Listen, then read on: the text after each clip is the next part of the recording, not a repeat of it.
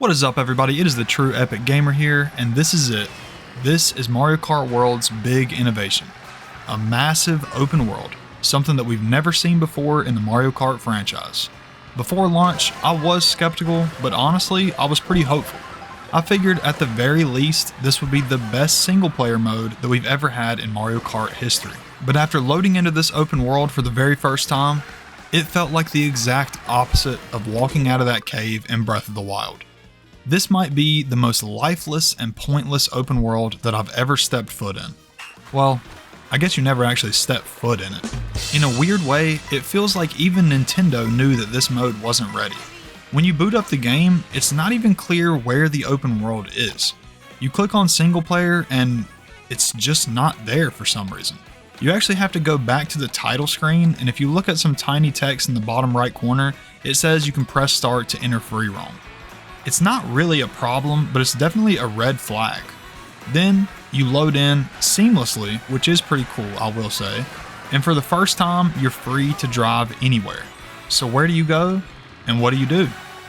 And that's kind of where this whole thing starts falling apart. You see, there are NPCs scattered around this world, little toads here and there, but that's all they are, just NPCs in the most basic form possible. Lifeless and speechless. You can't talk to them, you can't interact with them other than just bumping into them. There's no dialogue, no purpose, no side objectives for them to give. It's like someone just placed a bunch of cardboard cutouts around just so the world wouldn't feel completely empty. And in a weird way, it kind of makes it feel more lifeless than if they just weren't even there at all. Later on, I'll talk about what Nintendo could have done to make this mode incredible.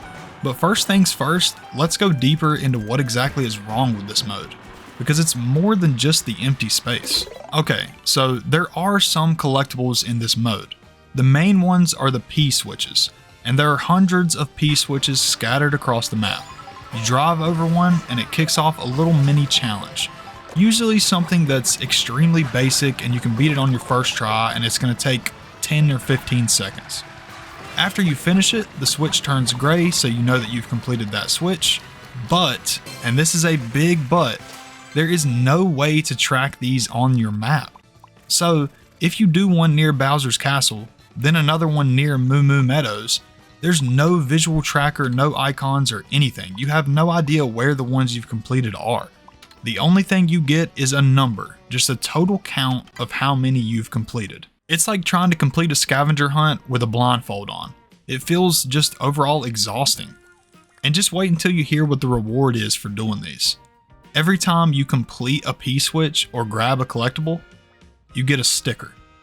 That's right, just a sticker. You can slap it on your cart, but here's the funny part. You can only equip one sticker at a time. One puny little sticker on your cart. And there are no other unlockables in this mode. No carts, no characters, no hidden tracks, literally nothing else, just stickers. There are a few more collectibles to go over. There are some peach coins that are scattered in harder to reach spots. These seem like they're meant to be harder to collect and harder to do than the P-switches a little bit, but just like the P-switches, there's no tracking system, so there's no way to know where you've been or what you've done. And also, just like the P-switches, the only reward is, once again, the stickers. And then finally, there's the question mark blocks, and honestly, these are the best of the bunch.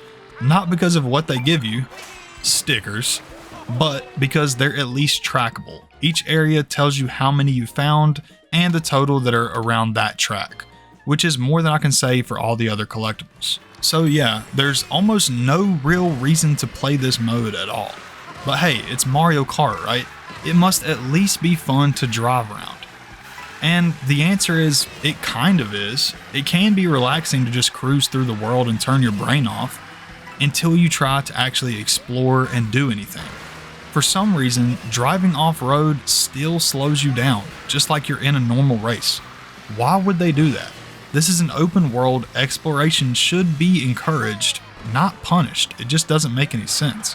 Instead, you're constantly bogged down by the terrain that kills your momentum for no reason at all. The one thing that saves exploring from being completely unbearable is the rewind feature that they added in. If you miss a jump or you fall off a cliff, you can just rewind a few seconds and try again. And that, I will say, is actually a great feature.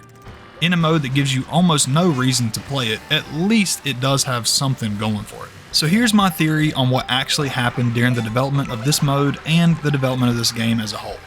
I don't think this mode was part of the original plan.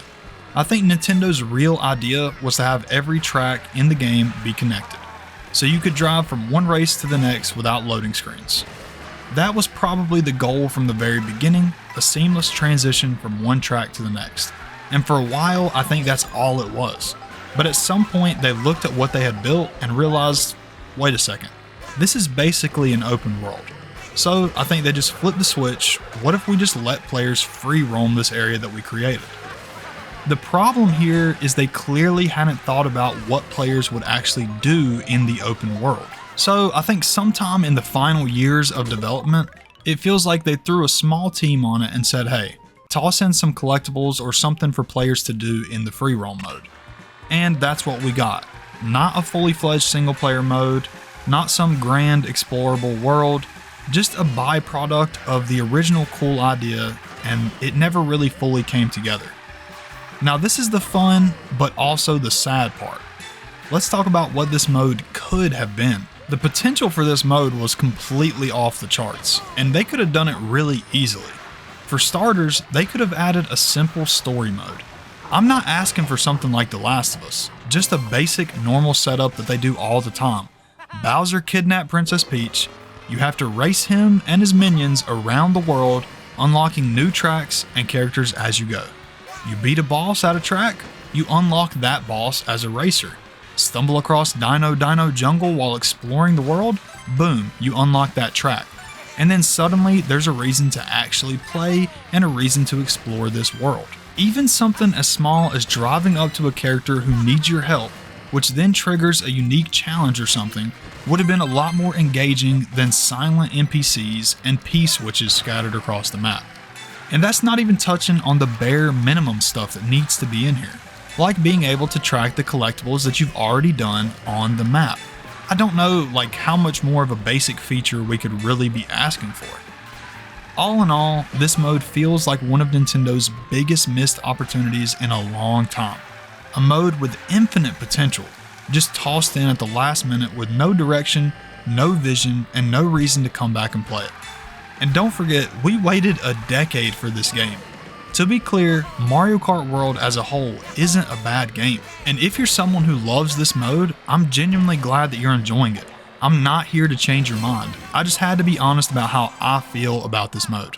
If you watched this far, consider subscribing, it helps me out a ton and it means a lot. And thanks for being here. I hope you guys have a great rest of your day, and as always, peace.